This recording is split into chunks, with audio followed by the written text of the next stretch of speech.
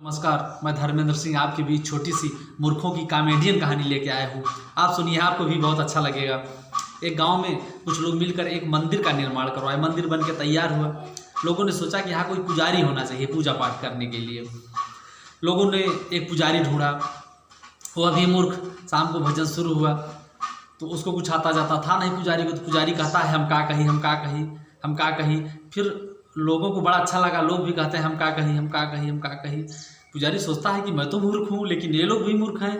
तो मन में विचार करता है कोई दूसरा पुजारी आ जाए, पढ़ा लिखा रहे, तो मेरा भी उसी के साथ में जो है उद्धार हो जाएगा। फिर दूसरा पुजारी ढूंढा गया। दूसरा पुजारी आता है तो वह भी मूर्ख। पहला पुजारी शुरू करता है हम का कहीं, हम का कहीं। फिर दूसरा वाला कहता है जंतु कहता हूँ हम कहीं, जंतु कहता हूँ हम कहीं।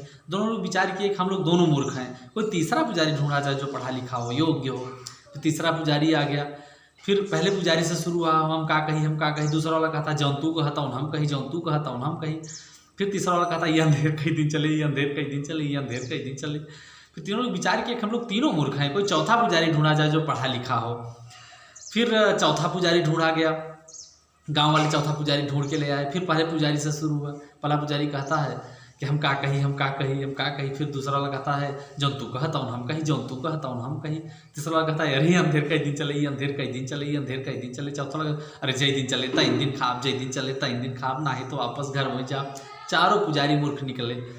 पहला पुजारी कहता है कि ओहो मैं तो सोच रहा था कि यहाँ एक बरदा, लेकिन है जितना है सब बरदा। गांव वाले हाथ जोड़ कर खड़े हो गए कि नहीं पुजारी जी ऐसा न करिए, हर घर से एक एक बरदा, सारे बरदा आप ले लेंगे तो हम लोग क्या करेंगे, कैसे खेती बाड़ी करेंगे।